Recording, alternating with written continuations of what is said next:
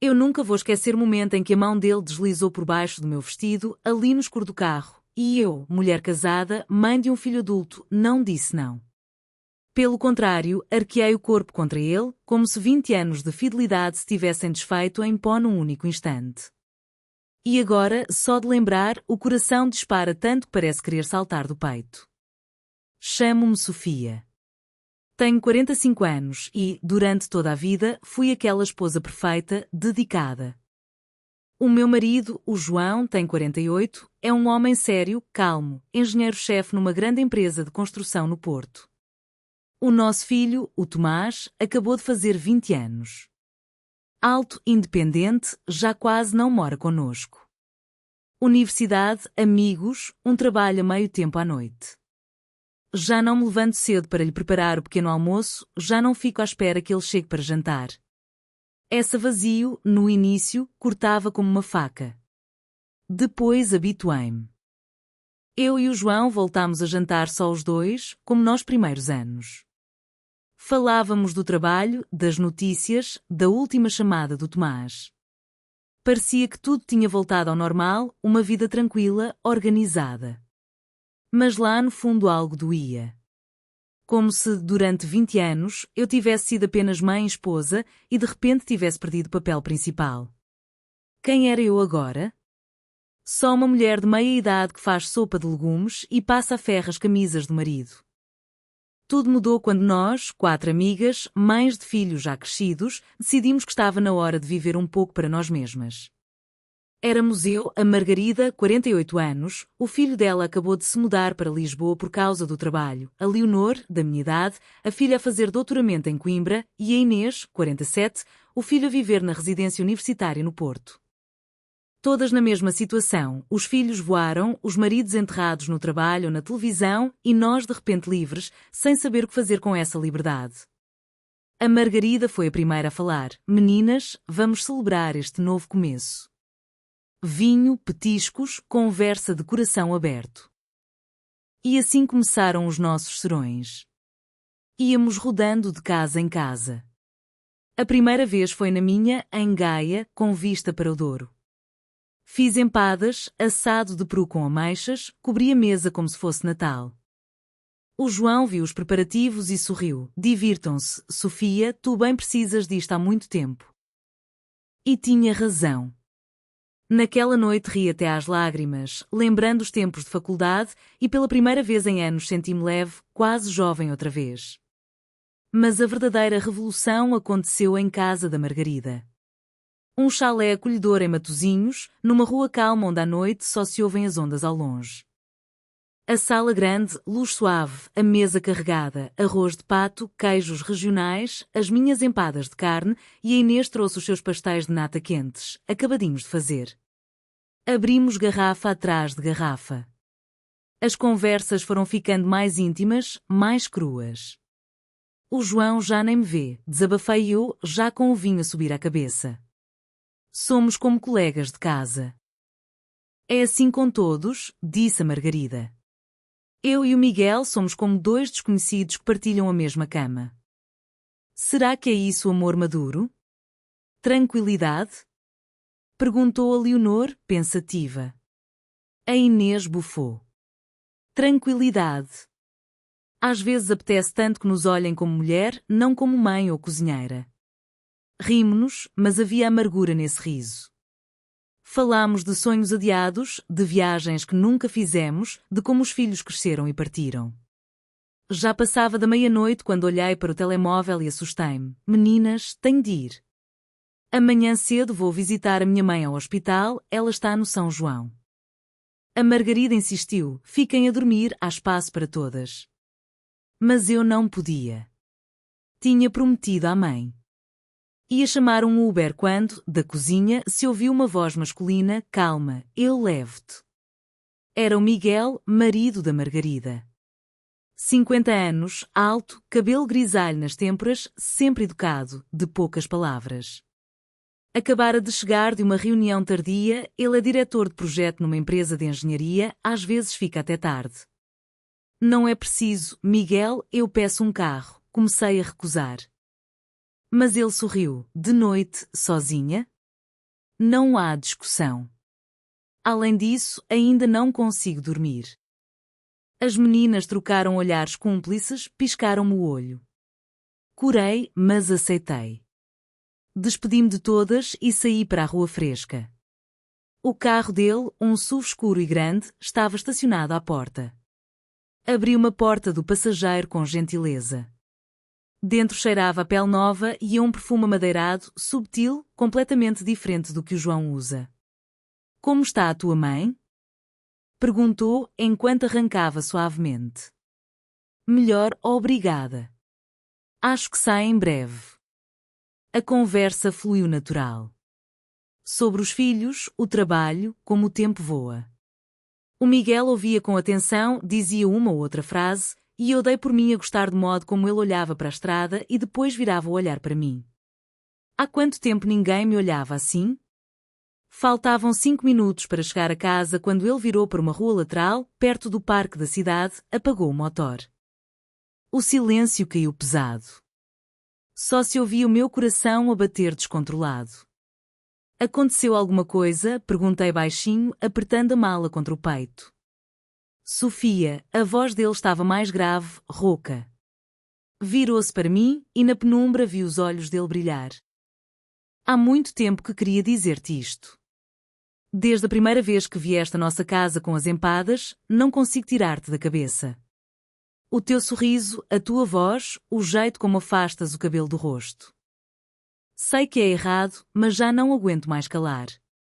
Fiquei paralisada. O ar dentro do carro tornou-se denso, quase palpável. Depois ele inclinou-se e beijou-me. Curto, hesitante, mas foi como se uma corrente elétrica me atravessasse. O cheiro do perfume dele, o calor das mãos nas minhas faces. Não o empurrei.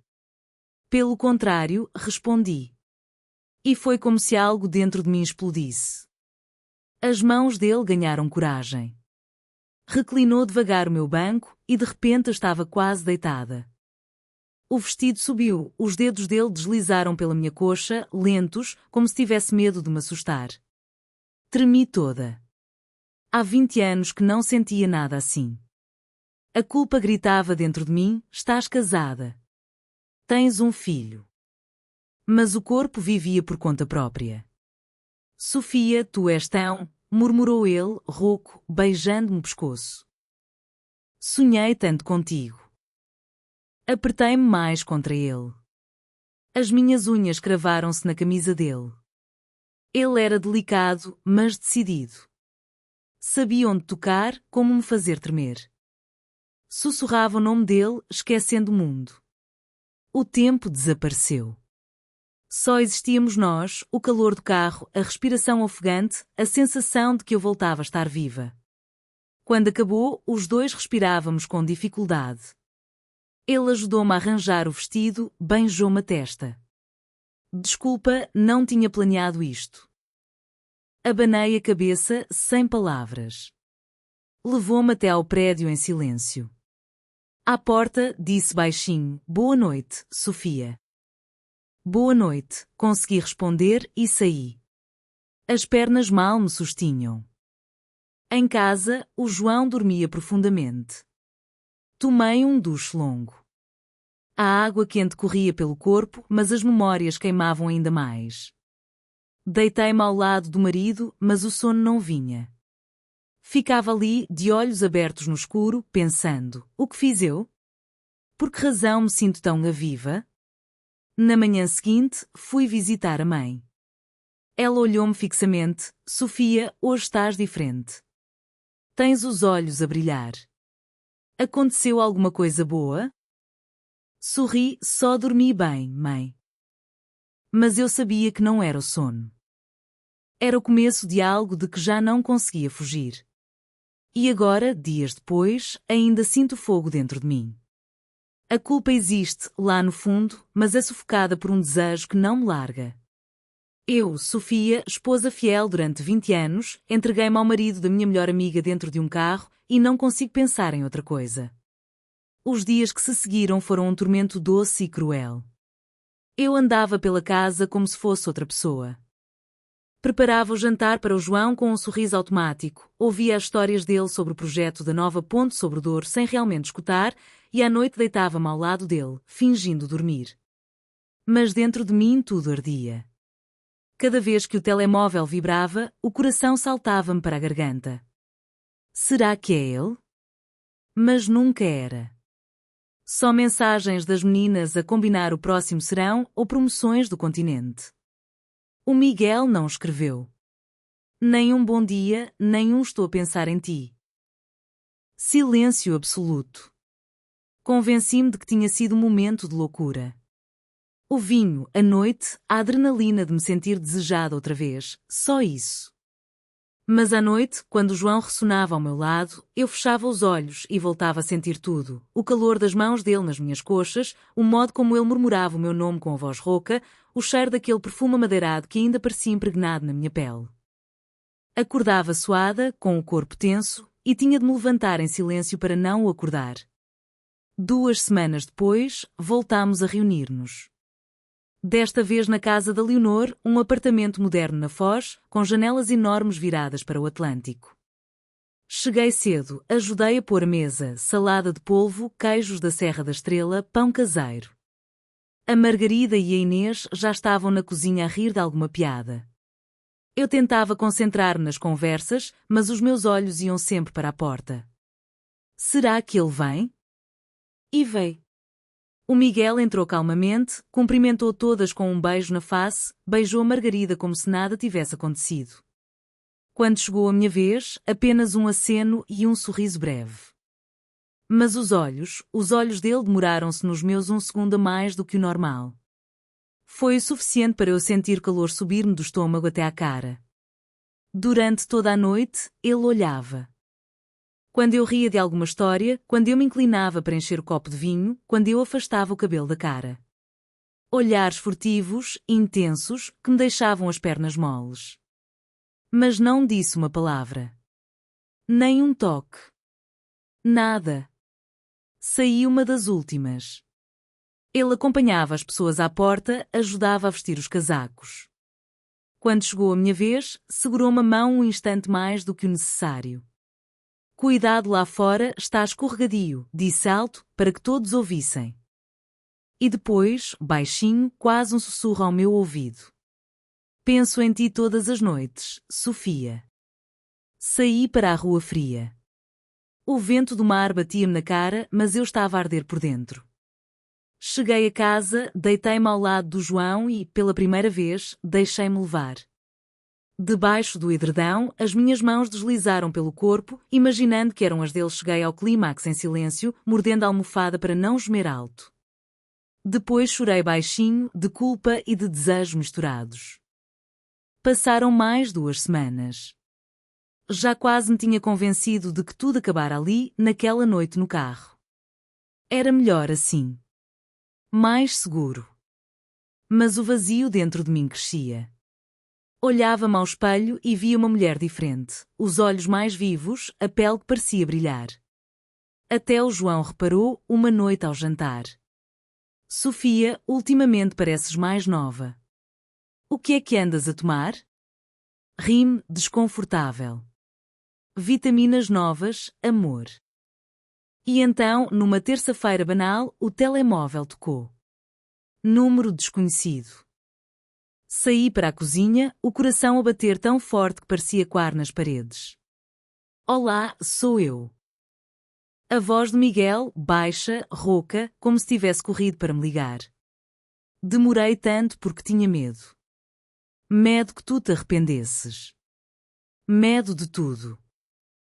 Eu esperei, respondi, sem pensar. As palavras saíram sozinhas. Tenho tanta saudade tua, Sofia. Tão grande que dói. Podemos ver-nos hoje? Olhei para a porta da sala. Do outro lado, o João via o telejornal, o som baixo. Sim, disse eu, sem hesitar. No mesmo parque. Daqui a meia hora.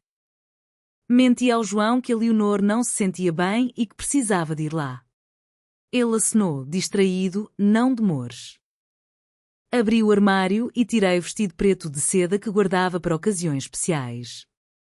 Fino, justo, com alças finas que deixavam os ombros à mostra. Por cima, um casaco leve. Sapatos de salto médio que alongavam as pernas. No espelho, não via a dona de casa.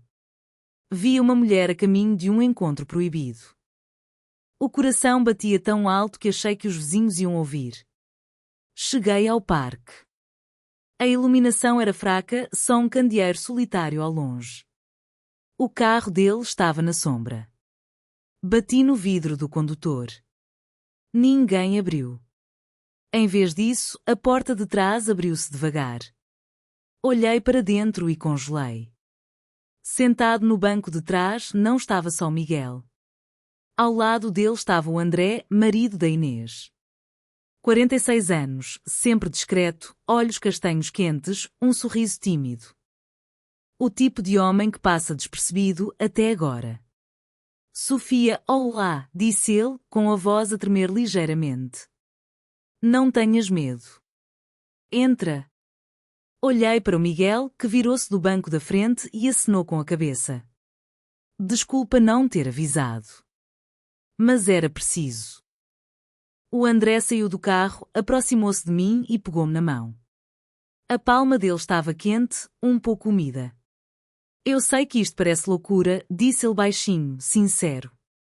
Mas depois daquela noite, eu e o Miguel falámos muito. Muito mesmo. Sobre ti. Sobre como és, sobre o teu riso, sobre o jeito como contas histórias do Tomás, sobre como afastas o cabelo da orelha quando estás nervosa. Não consigo parar de pensar em ti. Fiquei sem ar. 2 homens, casados com as minhas melhores amigas, olhavam para mim como se eu fosse a única mulher no mundo. O Miguel saiu do carro e colocou-se do outro lado. Eu estava entre os dois. A noite estava fria, mas eu sentia-me a queimar. O que querem de mim? Perguntei, a voz quase um sussurro. O André aproximou-se mais, tocou-me na face com os dedos leves. Queremos-te a ti, Sofia. Tal como és. O coração batia-me nos ouvidos. Medo, culpa, desejo, tudo ao mesmo tempo. E, no meio daquela loucura, uma certeza, eu não queria fugir. Eu não conseguia respirar direito. O ar da noite parecia denso, carregado de eletricidade. Estava ali, no meio do parque da cidade, entre o Miguel e o André, 2 homens que eu conhecia há anos, maridos das minhas amigas mais próximas, e agora me olhavam como se eu fosse um segredo que ambos queriam desvendar. A culpa latejava no meu peito, mas o desejo era mais forte, mais urgente, como uma onda que me arrastava sem piedade. Entrem no carro, disse Miguel, a voz baixa, quase um comando suave. Aqui fora está frio. Hesitei apenas um segundo. Depois entrei no banco de trás, o André ao meu lado, o Miguel a fechar a porta e a sentar-se ao volante. As luzes do painel iluminavam fracamente o interior o suficiente para ver os contornos dos rostos deles. O motor ligou, mas não arrancámos. Ficámos ali, parados na sombra. O André foi o primeiro a mover-se. Pegou na minha mão, entrelaçou os dedos nos meus. Sofia, se quiseres parar, dizes agora. Saímos e fingimos que nada aconteceu. Mas se ficares, queremos que saibas que isto é real. Para os dois. Olhei para ele, depois para o Miguel no espelho retrovisor. Os olhos dele queimavam. Porquê eu? Perguntei, a voz trêmula. Porquê agora? O Miguel respondeu, virando-se para trás. Porque sempre foste tu. Desde o primeiro serão, quando chegaste com aquelas empadas e riste alto de uma piada idiota que eu contei. Vi-te como mulher, não só como a esposa do João ou a mãe do Tomás. E depois, vi que o André sentia o mesmo. O André apertou-me a mão com mais força. Eu reparava em ti de outra maneira. No jeito como falas com paixão sobre o teu filho, como danças sozinha na cozinha quando achas que ninguém vê, como os teus olhos brilham quando bebes o segundo copo de vinho. Durante anos guardei isso tudo cá dentro. Até aquela noite no carro do Miguel, ele confessou-me tudo. E eu confessei-lhe mesmo. Fechei os olhos um instante. Era demasiado. Demasiado intenso, demasiado proibido. Mas também era exatamente o que eu precisava ouvir, que eu era vista, desejada, viva. Abri os olhos e inclinei-me para o André. Beijei-o primeiro. Um beijo lento, explorador. Ele correspondeu com uma ternura que me desfez por dentro. As mãos dele subiram pelas minhas costas, por cima do casaco, enquanto Miguel observava pelo espelho a respiração mais pesada. Depois virei-me para o Miguel. Ele inclinou-se por cima do banco e beijou-me com mais urgência, como se tivesse esperado demais por aquele momento. Enquanto nos beijávamos, senti a mão do André deslizar pela minha coxa, subindo devagar o vestido de seda. Tremi toda.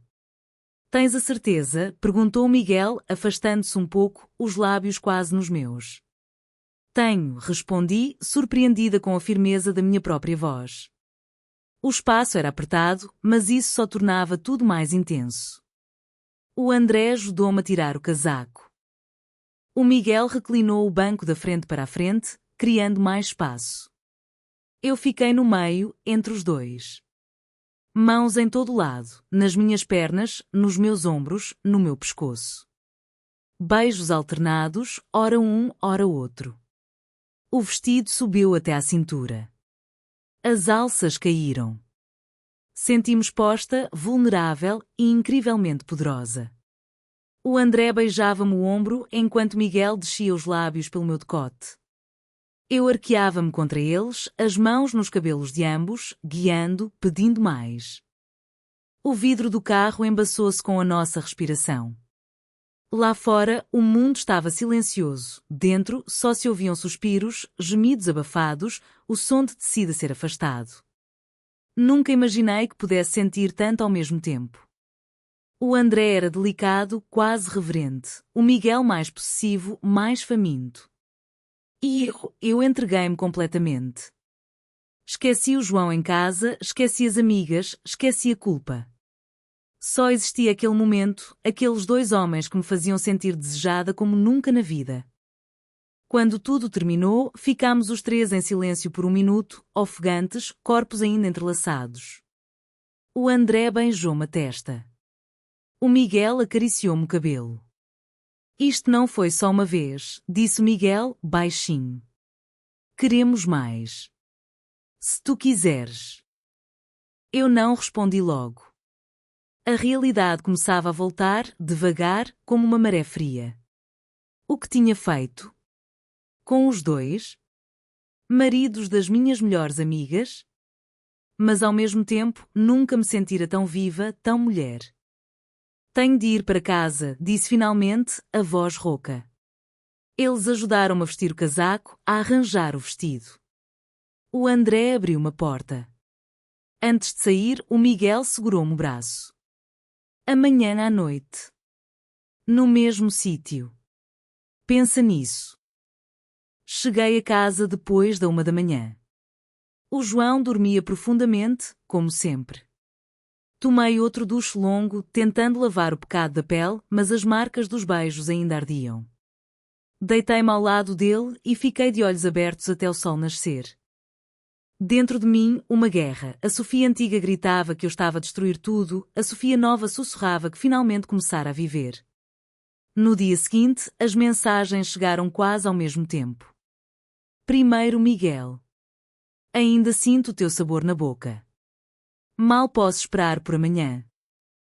Depois o André. Nunca pensei que pudesse sentir isto. Obrigado por seres tu. Li as duas, o coração disparado. Apaguei-as imediatamente, mas as palavras ficaram gravadas. À noite, reunimos-nos outra vez na casa da Inês, em Vila do Conde. Ironia cruel, era a casa do André. Ele recebeu-nos à porta como sempre, beijou a mulher na cara, cumprimentou-me com um aceno educado. Mas quando as outras se distraíram na cozinha, ele passou por mim no corredor e murmurou ao meu ouvido. O quarto de hóspedes está vazio. Se precisares de descansar. O Miguel chegou mais tarde.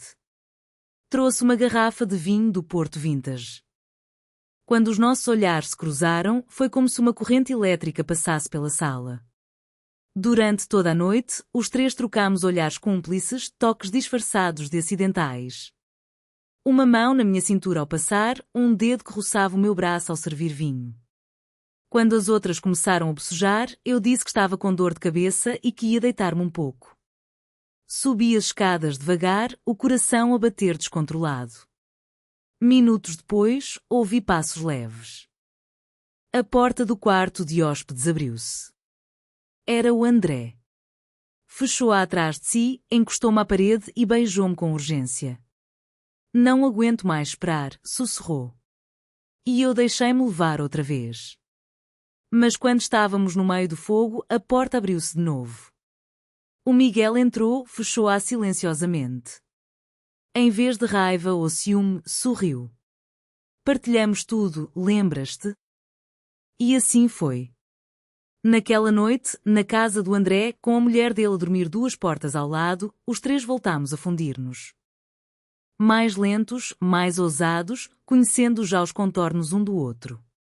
Eu no centro, sempre no centro, recebendo e dando, sentindo-me adorada, desejada, quase divina. Quando saí de lá, de madrugada, as pernas tremiam. O Miguel levou-me a casa. No caminho, nenhum de nós falou. Só trocámos um último beijo à porta do prédio. Agora, dias depois, vivo numa corda bamba. De dia sou a Sofia de sempre, faço compras no mercado do Bolhão, preparo jantar, falo com Tomás ao telefone. De noite pertenço a eles. Encontramo-nos em hotéis discretos na Marginal de Matosinhos, num apartamento que o Miguel alugou em nome da empresa, ou até no carro, quando deseja demasiado urgente. Mas a culpa começa a apertar. A Margarida comentou ontem. Sofia, andas tão distraída ultimamente. Está tudo bem? A Inês riu-se. Deve ser a menopausa a dar sinal, não é? Eu sorri, disse que sim, que eram as hormonas. Mas por dentro morria de medo. Quanto tempo até elas perceberem? Quanto tempo até o João reparar que já não o toco há semanas? Quanto tempo até tudo explodir? E apesar do medo, não consigo parar. Cada mensagem deles é como uma droga. Cada encontro é mais intenso que o anterior. Ontem à noite, depois de mais uma vez nós três, deitados nus na cama do apartamento, o André acariciava-me o cabelo e disse: Sofia, e se isto não tivesse de acabar? E se pudéssemos ter isto sempre? O Miguel concordou, beijando-me o ombro. Pensámos numa solução. Mas precisávamos de saber se tu estás disposta a ouvir. Olhei para os dois, o coração apertado de expectativa e terror. Que solução? Eles trocaram um olhar. O Miguel respirou fundo. Amanhã à noite. Vem ter connosco ao apartamento. Vamos explicar tudo. Agora estou aqui a olhar para o telemóvel, a mensagem ainda por abrir. Amanhã à noite. O que vão eles propor? E eu, serei capaz de dizer não? Eu não dormi aquela noite. Fiquei deitada ao lado do João, de olhos abertos no escuro, o telemóvel escondido debaixo da almofada como se fosse uma bomba relógio. A mensagem de Miguel ainda lá estava, não lida, amanhã, 21 horas. Apartamento da Afurada. Vem sozinha. Vamos contar-te tudo. O André enviara outra, quase ao mesmo tempo. Confia em nós, Sofia. Pode ser o começo de algo lindo. Confiar. Como podia confiar quando tudo isto era uma teia de mentiras? Eu mentia ao João todas as semanas, mentia às minhas amigas todas as quintas-feiras, mentia a mim mesma todas as manhãs ao espelho. Mas o desejo de saber o que eles tinham planeado era mais forte que o medo. Precisava de ouvir. Precisava de entender até onde isto podia ir. No dia seguinte, o tempo arrastou-se. Fiz o pequeno almoço, levei a roupa à lavandaria, falei com a minha mãe ao telefone como se fosse a filha perfeita de sempre. O João saiu cedo para uma reunião em Aveiro e só voltaria tarde. Perfeito. Às 8 da noite já estava pronta, um vestido vermelho escuro, justo, que nunca tinha usado com ele, sapatos altos, cabelo solto. No espelho, vi uma mulher que já não reconhecia, bonita, perigosa, disposta a tudo. Cheguei à Afurada pouco depois das 9. O apartamento ficava num prédio discreto junto ao Douro, com varanda para o rio. O Miguel abriu a porta assim que toquei à campainha. Vestia uma camisa preta aberta no peito, o cabelo ainda úmido do duche. Puxou-me para dentro e beijou-me logo ali, no hall, com fome, como se tivéssemos passado meses sem nos ver. Ele está na sala, murmurou contra os meus lábios. Zio. O André estava de pé junto à janela, um copo de vinho na mão, olhando o rio iluminado. Virou-se quando entrei e sorriu, aquele sorriso tímido que agora eu sabia esconder fogo. Aproximou-se, beijou-me na face, mas a mão dele deslizou pela minha cintura e apertou-me contra si um segundo mais do que o inocente. Sentámo-nos no sofá grande, eu no meio, como sempre. Havia uma garrafa de vinho verde aberta, 3 copos. O ambiente estava calmo, quase solene. O Miguel serviu-me vinho, o André acendeu velas pequenas na mesa de centro. O coração batia-me tão forte que tinha a certeza de que eles ouviam. Sofia, começou Miguel, pousando a mão na minha coxa por cima do vestido. Nós os dois falámos muito estas semanas. Sobre ti. Sobre nós. Sobre as nossas vidas. O André continuou, amamos as nossas mulheres, sabes? A Margarida e a Inês são boas companheiras, mães incríveis. Mas falta-nos algo. Falta-nos paixão, fogo, aquela loucura que só tu nos dás. Fiquei em silêncio, esperando. O Miguel respirou fundo. Pensámos numa solução que não destrua ninguém. Que nos permita ter isto, os três, sem mentiras constantes, sem medo de sermos apanhados. Que solução? Perguntei, a voz